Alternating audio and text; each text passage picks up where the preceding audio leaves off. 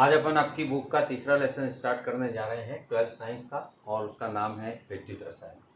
विद्युत रसायन स्टार्ट करने से पहले मैं आपको कुछ 11th की तरफ ले जाना चाहूँगा। और 11th में आपने एक लेसन पढ़ा था, उस लेसन का नाम था ऊष्मागतिकी। और इस ऊष्मागतिकी के लेसन में हमने दो प्रकार की अभिक्रियाएं पढ़ी थी, या दो प्रकार के प्रक्रम पढ़े थे। पहला प्रक्रम था जिसको हम कहते थे स्वतः प्रवर्तित प्रक्रम, और दूसरा प्रक्रम जिसको हमने पढ़ा था वो था स्वतः अप्रवर्तित प्रक्रम। और ये दोनों कब होते हैं, तो उसके लिए हमने पढ़ा था कि जब डेल्टा जी का मान जो है वो 0 से कम होता है, यानी कि ऋणात्मक होता है, तो प्रक्रम जो है वो स्वतः प्रवर्तित होता है। और जब डेल्टा जी का मान जो है वो 0 से बड़ा होता है, यानी कि धनात्मक होता है, तब प्रक्रम जो है वो स्वतः अप्रवर्तित होता है। ये बात हमने पढ़ी। अब स्वतः प्रवर्तित प्रक्रम में क्या होगा, तो स्वतः प्रवर्तित जो प्रक्रम है उस स्वतः प्रवर्तित प्रक्रम की वजह से विद्युत का उत्पादन होता है, विद्युत ऊर्जा उत्पादन होता है, ऊर्जा पैदा होती है। और स्वतः अप्रवर्तित प्रक्रम में क्या होता है, तो स्वतः अप्रवर्तित प्रक्रम में हमें ऊर्जा देनी पड़ती है। यहाँ पर विद्युत की जगह आप और लिख सकते हैं ऊर्जा का उत्पादन होता है, और यहाँ हमें ऊर्जा देनी पड़ती है। तो इस प्रकार वे सारे प्रक्रम या वे सारी रासायनिक अभिक्रिया जिनका संबंध विद्युत उत्पादन या विद्युत व्यय से होता है, वे सारे प्रक्रम, वे सारी रासायनिक अभिक्रियाएं जिनमें या तो विद्युत का व्यय होता है, ऊर्जा का व्यय होता है, या जिनमें ऊर्जा का उत्पादन होता है। विद्युत शब्द की जगह अपन यहाँ क्या पढ़ेंगे, ऊर्जा। कि वे सारे प्रक्रम जिनमें ऊर्जा का उत्पादन होता है या ऊर्जा व्यय होती है, उन सारे के सारे रासायनिक अभिक्रियाओं से संबंधित जो रसायन होता है, उसी रसायन को, उसी केमिस्ट्री को हम क्या कहते हैं, वैद्युत रसायन कहते हैं। और वैद्युत रसायन जो है उसका हमारे पास मुख्य आधार कि ऐसी कौन सी क्रियाएं होती हैं, तो इन वैद्युत रासायनिक जो अभिक्रियाएं हैं मूलतः उसको हम कहते हैं रेडॉक्स अभिक्रियाएं। वैद्युत रसायन का जो मुख्य आधार है वो है रेडॉक्स अभिक्रिया। रेडॉक्स अभिक्रियाओं को हम कहते हैं ऑक्सीकरण अपचयन अभिक्रियाएं। ऑक्सीकरण अपचयन अभिक्रियाएं जो हैं वो मुख्य रूप से इस वैद्युत रसायन का क्या है, आधार होती है। क्यों? क्योंकि नंबर 1, ये जो अभिक्रियाएं हैं वो ऊर्जा समृद्ध होती हैं। ये अभिक्रियाएं ऊर्जा समृद्ध होती हैं, अर्थात इनमें ऊर्जा का कहीं न कहीं आदान प्रदान होता है, या तो विद्युत ऊर्जा का उत्पादन होता है, ऊर्जा का उत्पादन होता है, या ऊर्जा हमको व्यय करनी पड़ती है। और दूसरा, ये जो अभिक्रियाएं हैं इनमें प्रदूषण कम होता है, और इस वजह से विद्युत रसायन जो है वो हमारे लिए बहुत ही इम्पोर्टेंट बनता है। और इसी लेसन को हम आगे आज प्रोसीड करेंगे। तो इसमें जो पहला आर्टिकल हमको पढ़ना है वो पहला आर्टिकल है, जब हम विद्युत रसायन पढ़ने जा रहे हैं, विद्युत के बारे में पढ़ रहे हैं, तो विद्युत से संबंधित एक शब्द आता है चालन। वे पदार्थ जो ऊर्जा का आसानी से चालन कर देते हैं, विद्युत का आसानी से चालन कर देते हैं, वे चालक कहलाते हैं। और वे पदार्थ जो विद्युत का चालन नहीं कर पाते हैं उनको क्या कहते हैं, विद्युत अचालक कहते हैं या कुचालक कहते हैं। तो विद्युत धारा का चालन करने वाले क्या कहलाते हैं, चालक। और जिनमें विद्युत धारा का चालन नहीं होता है उनको क्या बोलते हैं, कुचालक या अचालक। चालक पदार्थ कौन कौन से हैं, तो चालक पदार्थ है जैसे चांदी, तांबा, या जितनी भी लगभग सारी धातुएं, मिश्र धातुएं हैं अधिकांश, वो सारी की सारी क्या होती हैं, चालक होती है। कुचालक का उदाहरण, तो कुचालक में जैसे रबर, कांच, प्लास्टिक, इनमें से विद्युत का चालन नहीं होता है और इसलिए ये क्या कहलाते हैं, कुचालक कहलाते हैं। तो इस तरह से विद्युत रसायन में चालक और कुचालक की महत्वपूर्ण भूमिका है। जब हम चालक की बात करें तो ये चालक जो हैं वो भी हमारे पास दो प्रकार के होते हैं। पहले चालक वे जिन्हें धात्विक चालक कहा जाता है, और धात्विक चालकों में जैसा कि हमने पढ़ा अभी, कॉपर, Ag, Sn या कुछ मिश्र धातुएं, ये सब धात्विक चालक हैं। और दूसरे चालक जिनके बारे में हम पढ़ेंगे उनको कहते हैं विद्युत अपघटनी चालक। दूसरे चालक विद्युत अपघटनी चालक। सबसे पहले हम धात्विक चालक की बात करें तो आपके और हमारे घरों में आपने देखा होगा जो विद्युत लाइन फिट की जाती है उसमें तांबे के तार प्रयुक्त किए जाते हैं, और हम देखते हैं कि बरसों तक उन तांबे के तारों को कुछ नहीं होता, लंबे समय तक वो विद्युत लाइन जो है हमारी वो बनी रहती है, उसमें कोई नुकसान नहीं होता है। तो इस चालक की जब हम बात करें तो इस चालक में सबसे पहले हमें ये ध्यान रखना है कि यहाँ जो चालन है वो चालन किसकी वजह से होता है, इलेक्ट्रॉन की वजह से। धात्विक चालकों में चालन किसकी वजह से होता है, इलेक्ट्रॉन की वजह से होता है। इलेक्ट्रॉन है वो चालक का काम करते हैं। दूसरा, कोई रासायनिक परिवर्तन नहीं होता है, रासायनिक परिवर्तन नहीं। जो तांबे के तार है वो बरसों तक तांबे के तार वैसे के वैसे बने रहते हैं, उनमें कोई चेंजेस नहीं आता है। और धारा का जो प्रवाह है वो किसकी वजह से होता है, इलेक्ट्रॉन की वजह से होता है। साथ ही धारा का प्रवाह इलेक्ट्रॉन की विपरीत दिशा में,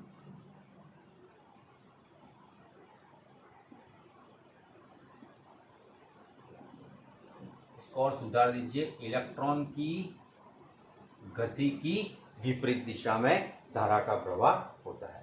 धात्विक चालक सारे लगभग धातु और मिश्र धातु हैं वो धात्विक चालक कहलाते हैं। इन चालकों में धारा का प्रवाह इलेक्ट्रॉन की वजह से होता है, इनमें कोई रासायनिक परिवर्तन नहीं होता है, और इलेक्ट्रॉन की गति जिस दिशा में है उसकी विपरीत दिशा में धारा का प्रवाह होता है। अब इन चालकों की चालकता किस बात पर निर्भर करती है, तो धात्विक चालक हम जो पढ़ रहे हैं उनकी चालकता सबसे पहले, क्योंकि इलेक्ट्रॉन चालक होते हैं, प्रवाह का मूल कारण इलेक्ट्रॉनों का प्रवाह है, और इसलिए सबसे पहले जो निर्भरता होगी वो किस पर होगी, संयोजी इलेक्ट्रॉनों की संख्या पर। संयोजी इलेक्ट्रॉन की संख्या पर, कि धातु परमाणु में संयोजी इलेक्ट्रॉनों की संख्या जितनी अधिक होगी उतना ही वो अधिक चालक होगा। दूसरी जो इनकी निर्भरता है वो है धातु की संरचना और प्रकृति पर। प्रत्येक धातु की अपनी अलग अलग प्रकृति होती है। जैसे चांदी है वो सबसे अधिक चालक है, उसकी तुलना में कॉपर है वो कम है। तो ये चांदी की प्रवृत्ति है कि उसमें विद्युत का चालन आसानी से हो जाता है, वो ज़्यादा चालक है, और उसकी तुलना में कॉपर कम चालक है। तो प्रत्येक धातु की अपनी संरचना और प्रकृति जो है उसके हिसाब से भी चालक क्या होते हैं, उन अधिक चालक या कम चालक हो सकते हैं। तीसरा जो इसमें बिंदु है वो है धातु का घनत्व। धातु का घनत्व जो है वो भी कहीं न कहीं उसकी चालकता को प्रभावित करता है। और अंतिम जो है वो है ताप, कि उस धातु का टेम्परेचर कितना है, उसका ताप कितना है। जैसे जैसे हम ताप बढ़ाएंगे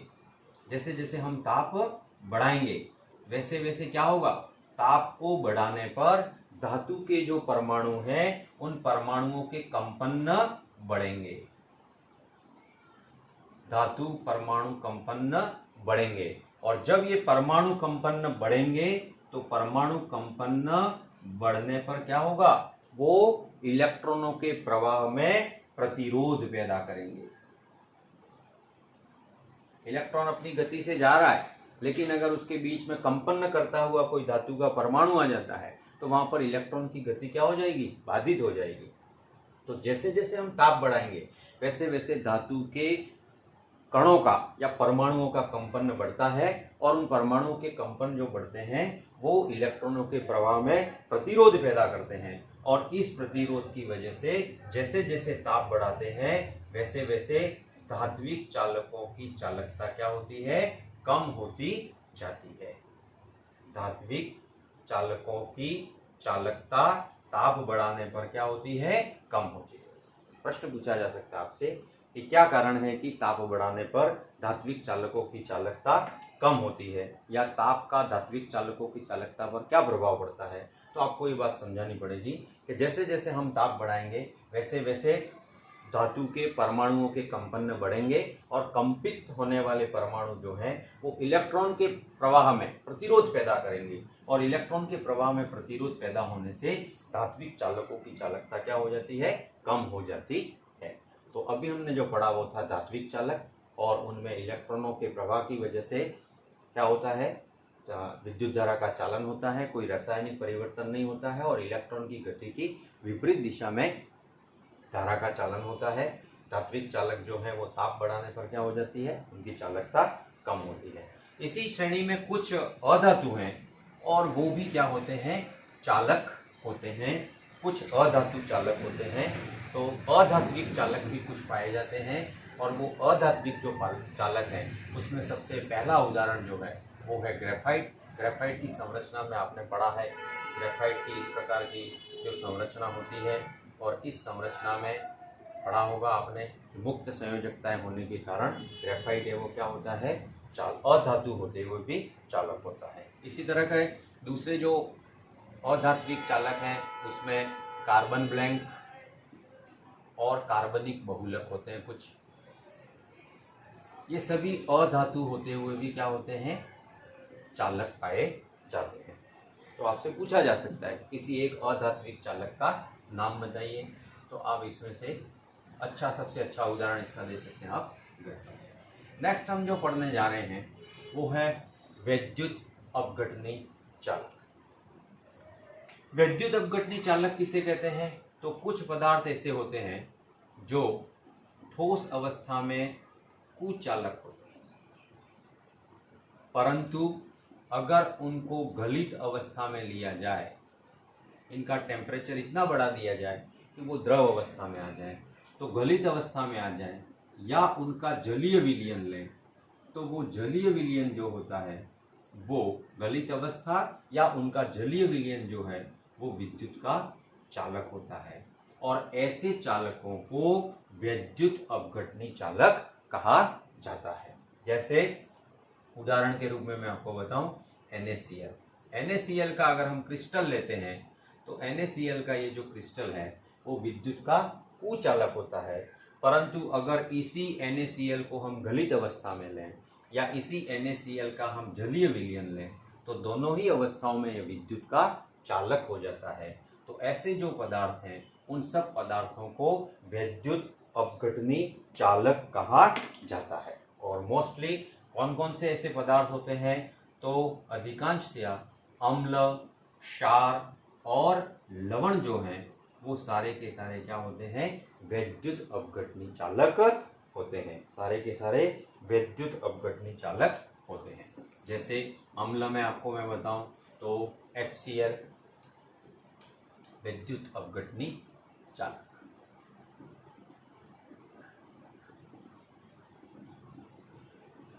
और विद्युत अपघटनी चालक में हमको कौन कौन से पदार्थ होते हैं, तो अम्ल, क्षार और लवण, ये सब विद्युत अपघटनी चालक कहलाते हैं।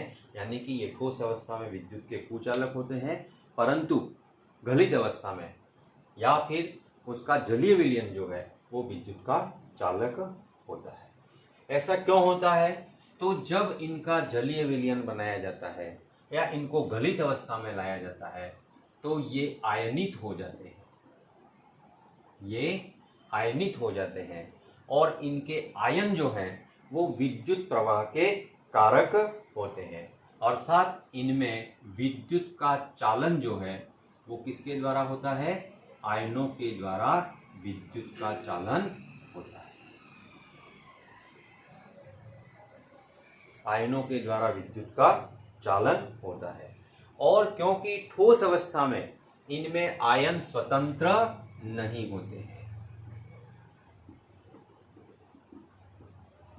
जब इनकी अवस्था ठोस होगी तो इनके आयन स्वतंत्र नहीं होंगे, और आयन स्वतंत्र नहीं होंगे अतः वो विद्युत का चालन भी नहीं करेंगे। परंतु जैसे ही उनको गलित अवस्था में लाएंगे या उनका जलीय विलयन बनाएंगे तो उनका जो ये विलयन है या गलित अवस्था है उस अवस्था में आयन क्या हो जाते हैं? स्वतंत्र हो जाते हैं। और स्वतंत्र आयन क्या करते हैं? चालन करते हैं। और इसलिए किसकी तरह व्यवहार करते हैं? चालक की तरह व्यवहार करते हैं।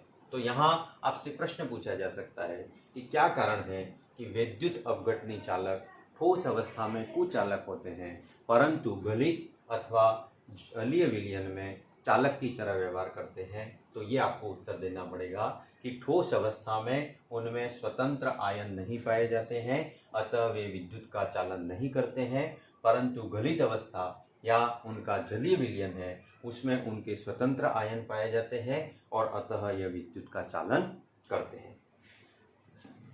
वे पदार्थ जो किसी भी अवस्था में, ठोस अवस्था में या गलित अवस्था में या जलीय विलयन में विद्युत का चालन नहीं करते तो उनको विद्युत अनअपघट्य कहा जाता है। विद्युत अनअपघट्य कहा जाता है। जैसे ग्लूकोज का विलयन, यूरिया का विलयन, एथिल अल्कोहल,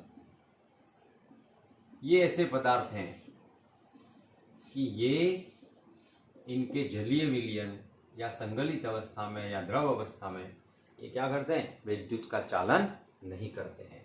विद्युत का चालन क्यों नहीं करते हैं? तो वही उत्तर आएगा यहाँ पर कि इनमें स्वतंत्र आयन नहीं होते। इनको जल में घोलने पर इनका आयनन नहीं होता है। इसका मतलब ये हुआ कि जिनको हम अपघट्य कहते हैं उन अपघट्यों को विलयन बनाने पर इनका आयनन होता है, ये आयनित हो जाते हैं और इनकी जितनी मात्रा आयनित होती है उसको आयनन की मात्रा कहते हैं और उस आयनन की मात्रा को अल्फा से डिनोट किया जाता है। उस आयनन की मात्रा को किससे डिनोट किया जाता है? अल्फा से डिनोट किया जाता है। तो अभी तक हमने जो पढ़ा उसमें हमने दो प्रकार के चालक पढ़े, पहले धात्विक चालक और दूसरे विद्युत अपघटनी चालक। अब यहाँ हमें इन दोनों में अंतर करना है कि धात्विक चालक और विद्युत अपघटनी चालक हमने जो पढ़े उन दोनों में क्या अंतर है।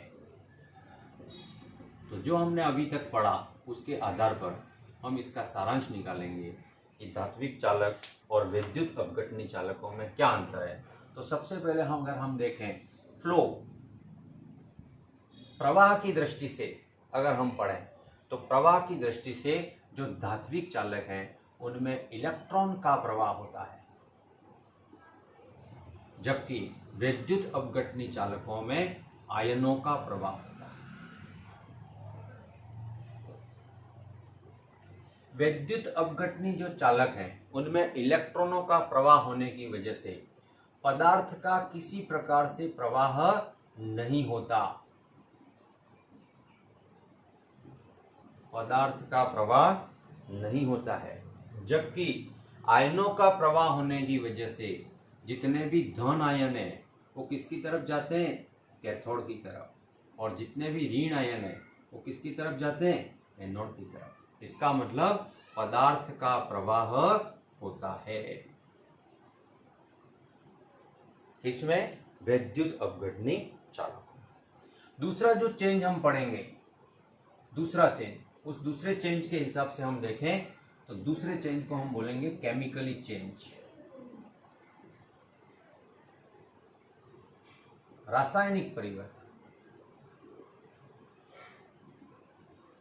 तो धात्विक चालक, जैसा मैंने आपको पहले ही बता दिया था कि हमारे घरों में जो विद्युत लाइन फिट की गई है उसके तांबे के तार बरसों तक वैसे के वैसे बने रहते हैं। इसका मतलब यहाँ पर कोई भी रासायनिक परिवर्तन नहीं होता है। धात्विक चालकों में कोई भी रासायनिक परिवर्तन नहीं होता है। परंतु विद्युत अपघटनी चालकों के बारे में हम बात करें तो यहाँ पर क्या होता है, यहाँ हमने जो पदार्थ लिया है उस पदार्थ का अपघटन हो जाता है। अगर हमने कॉपर सल्फेट लिया है तो वो अपने आयनों में विभक्त हो जाएगा, और जैसा कि अपन ने ऊपर बताया कॉपर आयन कहाँ चले जाएंगे, कैथोड की तरफ, और सल्फेट आयन कहाँ चले जाएंगे, एनोड की तरफ। या अगर हमने NaCl लिया है तो वो Na+ और Cl- आयनों में विभक्त हो जाता है, यानी कि इनका आयनन हो जाता है, अपघटन हो जाता है। तो एक रासायनिक परिवर्तन विद्युत अपघटनी चालकों में होता है, जबकि धात्विक चालकों में ऐसा कोई रासायनिक परिवर्तन नहीं होता। और तीसरा बिंदु अगर हम पढ़ें तो तीसरा बिंदु जो है वो है ताप, कि ताप का क्या प्रभाव पड़ता है। और ताप का क्या प्रभाव पड़ता है तो हम ताप बढ़ाने पर, यूं लिख देता हूं मैं यहाँ पर, ताप बढ़ाने पर। और ताप बढ़ाने पर क्या प्रभाव पड़ता है तो ताप बढ़ाने पर धात्विक चालकों के बारे में मैंने बताया था आपको कि परमाणु कंपन बढ़ते हैं, और परमाणु कंपन बढ़ते हैं तो क्या होगा, प्रतिरोध बढ़ेगा, और प्रतिरोध बढ़ेगा तो क्या होगा, इसका मतलब चालकता कम हो जाएगी। यानी कि ताप बढ़ाने पर धात्विक चालकों की चालकता कम हो जाती है। ताप बढ़ाने पर धात्विक चालकों में परमाणुओं के कंपन बढ़ते हैं। परमाणुओं के कंपन बढ़ने से इलेक्ट्रॉन के प्रवाह में प्रतिरोध बढ़ेगा, और इसलिए चालकता क्या हो जाएगी, कम हो जाएगी। इसके विपरीत विद्युत अपघटनी चालकों में हम पढ़ेंगे तो यहाँ क्या होगा, आयनों की गतिज ऊर्जा बढ़ेगी। ताप बढ़ाने पर आयनों की गतिज ऊर्जा बढ़ेगी, और आयनों की गतिज ऊर्जा बढ़ेगी तो क्या होगा, ये आयन और तेजी के साथ कैथोड और एनोड की तरफ गति करेंगे, और तेजी के साथ कैथोड और एनोड की तरफ गति करेंगे। इसका मतलब चालकता क्या होगी, बढ़ जाएगी, चालकता बढ़ेगी। तो इस तरह से हम एक छोटे से प्रश्न का उत्तर यहाँ देख रहे हैं, वो है धात्विक चालकों और विद्युत अपघटनी चालकों में क्या अंतर है। तो मूलतः 3 अंतर हैं, जिसको हमने यहाँ 4 भाग कर दिया आगे आकर। कि प्रवाह की दृष्टि से देखें तो इलेक्ट्रॉनों का प्रवाह होता है, परंतु धात्विक चालकों में पदार्थ का प्रवाह नहीं होता। विद्युत अपघटनी चालकों में आयनों का प्रवाह होता है, साथ ही पदार्थ का भी प्रवाह होता है। धन आयन है वो कैथोड की ओर जाते हैं, ऋण आयन है वो एनोड की ओर जाते हैं। रासायनिक परिवर्तन की दृष्टि से देखें तो धात्विक चालकों में कोई रासायनिक परिवर्तन नहीं होता, जबकि विद्युत अपघटनी चालकों में क्या हो जाता है, अपघटन हो जाता है। और ताप बढ़ाने पर क्या होता है तो धात्विक चालक जो हैं उनकी चालकता क्या होती है, कम होती है, जबकि विद्युत अपघटनी चालक जो हैं उनकी चालकता क्या होती है, बढ़ जाती है। इस तरह से है केमिकल, ये 3 अंतर हैं, और एक छोटे से प्रश्न का अपन यहाँ पर उत्तर दे सकते हैं। अब जब हम इन विद्युत अपघटनी चालकों की भी बात करें तो ये विद्युत अपघटनी जो चालक हैं वो 2 प्रकार के होते हैं। एक बोलते हैं प्रबल विद्युत अपघट्य, और दूसरे को हम बोलते हैं दुर्बल विद्युत अपघट्य। विद्युत अपघट्य और विद्युत अपघट्य की हम बात करें तो 2 प्रकार के होते हैं, प्रबल विद्युत अपघट्य और दुर्बल विद्युत अपघट्य। प्रबल विद्युत अपघट्य कौन कौन से होते हैं, तो सिंपल सी याद रखें इसको, कि जितने भी प्रबल अम्ल हैं वो सारे प्रबल विद्युत अपघट्य, जितने भी प्रबल क्षार हैं वो प्रबल विद्युत अपघट्य। या अगर प्रबल अम्ल और दुर्बल क्षार से बना कोई लवण है या प्रबल क्षार और दुर्बल अम्ल से बना कोई लवण है तो ये सारे के सारे प्रबल विद्युत अपघट्य होते हैं। और इनको प्रबल विद्युत अपघट्य इसलिए कहा जाता है कि ये अपने जलीय विलयन में पूर्णतः आयनित हो जाते हैं। और पूर्णतः आयनित हो जाने के कारण आयनों की संख्या इतनी अधिक होती है कि ये आसानी से विद्युत का चालन कर लेते हैं, इसलिए ये प्रबल विद्युत अपघट्य कहलाते हैं। जैसे प्रबल अम्ल हमने ले लिया HCl, प्रबल क्षार ले लिया NaOH। प्रबल अम्ल और दुर्बल क्षार की बात करें तो प्रबल अम्ल हो गया HCl, दुर्बल क्षार हो गया NH4OH, और इन दोनों को मिलाने से जो बनेगा वो होगा NH4Cl लवण। इसी तरह से प्रबल क्षार की बात करें तो प्रबल क्षार हमारे पास हो गया NaOH, और दुर्बल अम्ल की बात करें तो एसिटिक अम्ल CH3COOH, और इन दोनों के मिलने से जो बनेगा सोडियम एसीटेट। ये सारे के सारे प्रबल विद्युत अपघट्य हैं क्योंकि इनका पूर्णतः आयनन हो जाता है। दुर्बल विद्युत अपघट्य की बात करें तो दुर्बल विद्युत अपघट्य जो है इनका आयनन है वो आंशिक रूप से होता है, 100% आयनन नहीं होता है, परंतु जैसे जैसे हम तनुता बढ़ाते हैं, जैसे जैसे हम उसमें और अधिक पानी मिलाते जाते हैं, द्रव मिलाते जाते हैं, विलायक मिलाते जाते हैं, तनुता जैसे जैसे हम बढ़ाएंगे, तनुता बढ़ाने पर आयनन की मात्रा बढ़ेगी, और आयनन की मात्रा बढ़ती है इसका मतलब क्या बढ़ेगा, चालकता भी बढ़ेगी। जैसे जैसे हम इसकी तनुता बढ़ाएंगे वैसे वैसे उसकी चालकता भी क्या होती है, बढ़ती जाती है। और ऐसे जो विद्युत अपघट्य है वो दुर्बल विद्युत अपघट्य कहलाते हैं। और दुर्बल विद्युत अपघट्य में कौन कौन होते हैं तो यहीं से तुलना करते हम लेंगे। जितने भी दुर्बल अम्ल हैं वो सारे के सारे दुर्बल विद्युत अपघट्य हैं। जैसे दुर्बल अम्ल में अपन ले सकते हैं CH3COOH या H2CO3, कार्बोनिक अम्ल या एसिटिक अम्ल। जितने भी दुर्बल क्षार हैं, दुर्बल क्षार में जैसे NH4OH, दुर्बल क्षार में NH4OH और एल्यूमिनियम हाइड्रोक्साइड, ये दुर्बल क्षार है। और ये सारे के सारे दुर्बल विद्युत या दुर्बल अम्ल और दुर्बल क्षार से बना लवण, दुर्बल अम्ल और दुर्बल क्षार की क्रिया के फलस्वरूप बनने वाला लवण। तो यहाँ हमने दुर्बल अम्ल कौन सा लिया था, एसिटिक अम्ल। दुर्बल क्षार कौन सा लिया था, NH4OH। इन दोनों की अभिक्रिया कराइए, CH3COOH प्लस NH4OH, तो जल और लवण बनेगा। लवण कौन सा बनेगा, CH3COO और NH4 को जोड़िए तो CH3COONH4, क्या बोलते हैं इसको, अमोनियम एसीटेट। क्या नाम है इसका, अमोनियम एसीटेट। ये अमोनियम एसीटेट कैसा है, दुर्बल विद्युत अपघट्य है। तो अपघट्य दो प्रकार के होते हैं, प्रबल और दुर्बल। प्रबल पूर्णतः आयनित हो जाते हैं, जैसे प्रबल अम्ल, प्रबल क्षार या प्रबल अम्ल और दुर्बल क्षार से बना लवण या प्रबल क्षार और दुर्बल अम्ल से बना लवण। और दुर्बल विद्युत अपघट्य जो हैं वो आंशिक रूप से आयनित होते हैं, तनुता बढ़ाने पर आयनन की मात्रा बढ़ने के कारण चालकता बढ़ती है, और इसलिए दुर्बल अम्ल, दुर्बल क्षार या दुर्बल अम्ल और दुर्बल क्षार से जो बने लवण हैं वो सारे के सारे क्या कहलाते हैं, दुर्बल विद्युत अपघट्य कहलाते हैं। अब इन विद्युत अपघट्यों की चालकता किस बात पर निर्भर करती है, किन किन कारकों पर इनकी प्रबलता निर्भर करती है, ऐसा कह सकते हो कि ये प्रबल होंगे या दुर्बल होंगे, उसको तय करने वाले कारण कौन कौन से होते हैं।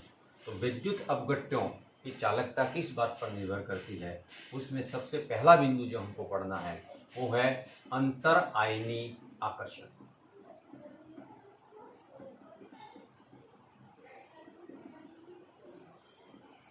जैसे अगर मैं यहाँ उदाहरण लूँ NaCl, तो NaCl के दो आयन बनते हैं, Na+ और Cl-।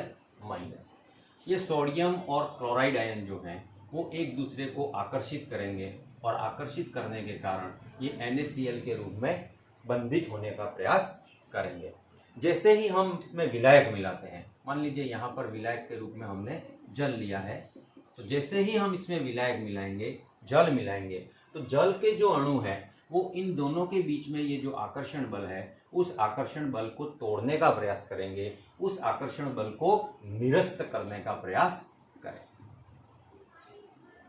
और अगर वो आसानी से इसको निरस्त कर देते हैं, आसानी से इसको तोड़ने में समर्थ हो जाते हैं, तो Na+ आयन और Cl- आयन स्वतंत्र हो जाएंगे। और जैसे ही आयन स्वतंत्र हो गए तो वो एनोड और कैथोड की तरफ गतिमान होंगे, चालन करने लगेंगे, और इसलिए विद्युत अपघट्य है वो कैसा हो जाता है, चालक हो जाता है। या अंतर आयनी आकर्षण बल अगर कम है ना, तो इसको हम इस ढंग से बोल सकते हैं आयन आयन आकर्षण, या हम इसको बोल सकते हैं धन आयन ऋणायन आकर्षण। अगर ये धन आयन ऋणायन आकर्षण जो है वो अधिक है, किसके साथ, विलायक का जो आयन के साथ आकर्षण है वो, तो उसको हम लिखेंगे आयन विलायक आकर्षण।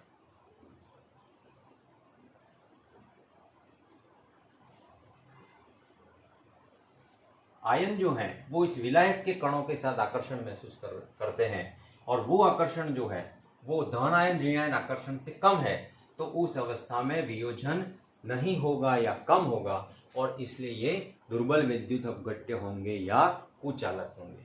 परंतु धन आयन और ऋण आयन के बीच में जो आकर्षण बल है वो आकर्षण बल अगर कम होता है, किसकी तुलना में, आयन विलायक आकर्षण की तुलना में, तो विलायक के कण जो हैं वो आयनों को अपनी ओर शीघ्रता से आकर्षित करेंगे, अत्यधिक आकर्षित करेंगे, जिसके कारण आयन आयन के मध्य जो बंध बना है वो टूट जाएगा, आयन गति के लिए स्वतंत्र हो जाएंगे, और वो विद्युत अपघट्य कैसा हो जाता है, चालक हो जाता है। दूसरा जो कारण है वो है विद्युत अपघट्य और उनमें आयनों का विलायकन। दूसरा जो कारण है वो हम लिखेंगे आयनों का विलायकन।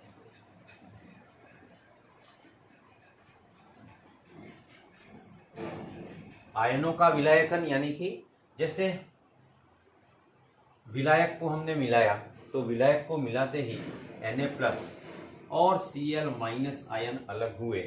अब होता क्या है कि इस Na+ आयन को चारों ओर से जल के अणु घेरने का प्रयास करते हैं और इसके चारों ओर विलायक की एक परत बना देते हैं, क्योंकि आयन और विलायक के मध्य अंतर क्रिया होती है, और उस परत के जमने के कारण इस आयन का आकार बड़ा हो जाता है, और आकार बड़ा होने पर इसकी गति बाधित हो सकती है। अगर इसका आकार बहुत बड़ा हो गया, उस पर बहुत ज्यादा आयन और विलायक के मध्य जो आकर्षण है वो बहुत ज्यादा है, तो इसका आकार बहुत बड़ा हो जाएगा, और बहुत बड़ा आकार होने पर यह सामान्य ऊर्जा, गतिज ऊर्जा में गति नहीं कर पाएगा, और चालकत्व क्या हो जाएगा, कम हो जाएगा। जैसे हम जल की ही बात करें, तो H2O की बात करें, तो इसको चारों ओर से इस तरह से जल के अणु घेर लेते हैं, ये ऑक्सीजन, ये हाइड्रोजन, ये ऑक्सीजन और ये हाइड्रोजन, है ना। इस तरह से इसको चारों ओर से जल के अणु घेर लेते हैं। इसी तरह से इसको भी चारों ओर से जल के अणु घेरते हैं, लेकिन यहाँ इनका जो संरचना होगी वो इस तरह से होगी, जो हाइड्रोजन है वो क्लोराइड की तरफ रहेंगे और ऑक्सीजन है वो बाहर की तरफ। तो इस तरह से विलायक की एक परत इनके चारों ओर बन जाती है, और विलायक की परत जितनी अधिक होगी उतनी ही उनकी गति बाधित होगी। तो विलायक ऐसा तो होना चाहिए कि उनके बंधों को क्या कर सके, तोड़ सके, परंतु आयन और विलायक के मध्य आकर्षण इतना अधिक भी नहीं होना चाहिए कि आयन के ऊपर उनकी परतें जमती जाएं, आयन बहुत भारी हो जाए और भारी होने के कारण गति नहीं कर सके। तो आयनों का विलायकन जो है वो भी विद्युत अपघट्य जो है उनकी चालकता को क्या करता है, प्रभावित करता है। तो अभी तक हमने दो कारण पढ़े।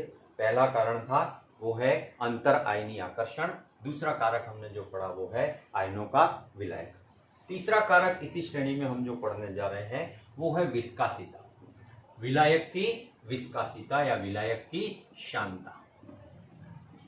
विलायक की शांता जितनी अधिक होगी आयनों की गति उतनी ही बाधित होगी। शांता अधिक होने पर गति बाधित होगी और गति बाधित होगी तो चालकत्व क्या हो जाएगा, कम हो जाएगा।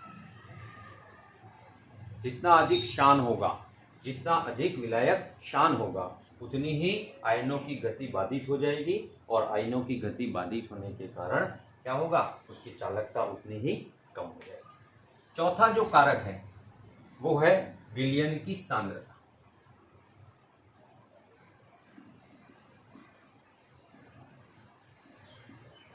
तो विलयन जितना सांद्र होगा उतना वियोजन कम होता है। सांद्रता अधिक होने पर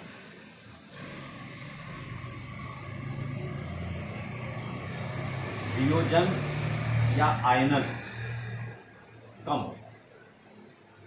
सांद्रता अधिक होने पर वियोजन या आयनन कम होता है, परंतु जैसे जैसे हम तनुता बढ़ाएंगे, विलयन को तनु करते जाएंगे और तनुता बढ़ाने पर क्या होगा, तनुता बढ़ाने पर आयनन बढ़ता है या वियोजन बढ़ता है। और वियोजन बढ़ने से क्या होगा, आयनों की संख्या में वृद्धि होगी और आयनों की संख्या में वृद्धि होने की वजह से चालकता क्या होगी, बढ़ जाएगी। तो विलयन की जो सांद्रता है वो भी चालकता को प्रभावित करती है। अगर विलयन अधिक सांद्र है तो उसकी चालकता कम होगी और विलयन कम सांद्र है तो उसकी चालकता क्या हो जाएगी, मतलब तनु है तो उसकी चालकता क्या होगी, बढ़ जाएगी। विलयन अधिक सांद्र है तो उसकी चालकता कम होगी और विलयन अगर तनु है तो उसकी सांद्रता बढ़ जाएगी। और अंतिम कारक जो विद्युत अपघट्यों की चालकता को प्रभावित करता है वो है ताप। तो जहां धात्विक चालकों में हमने पढ़ा था कि ताप बढ़ाने पर क्या होता है, परमाणुओं के कंपन बढ़ जाते हैं और प्रतिरोध पैदा होता है और प्रतिरोध पैदा होने की वजह से चालकता कम हो जाती है। लेकिन यहाँ ताप का प्रभाव उल्टा पड़ता है। अगर हम ताप बढ़ाते हैं तो ताप बढ़ाने पर जो आयन स्वतंत्र हुए हैं उन आयनों की गतिज ऊर्जा बढ़ जाती है और गतिज ऊर्जा बढ़ जाएगी तो वो आसानी से एनोड और कैथोड की ओर गतिमान होंगे और इसलिए चालकत्व क्या होता है, बढ़ जाता है। ताप बढ़ाने पर विद्युत अपघटनी चालकों का चालकत्व बढ़ता है। ताप बढ़ाने पर विद्युत अपघटनी चालकों का चालकत्व बढ़ता है क्योंकि आयनों की गतिज ऊर्जा बढ़ जाती है। तो इस प्रकार से आज हमने पढ़ा विद्युत रसायन में किसका अध्ययन करते हैं, चालक कितने प्रकार के होते हैं और चालक में धात्विक चालक और विद्युत अपघटनी चालकों में क्या अंतर है और विद्युत अपघटनी चालक जो हैं वो प्रबल और दुर्बल विद्युत अपघट्य दो प्रकार के होते हैं और प्रबल और दुर्बल विद्युत अपघट्य के हमने उदाहरण पढ़े। साथ ही हमने ये पढ़ा कि उन चालकों का पर किन किन कारकों से वो प्रभावित होते हैं या ऐसे कौन कौन से जो कारक हैं जो इनकी चालकता को प्रभावित करते हैं। नेक्स्ट अगले वीडियो में आप देखेंगे। Thank you.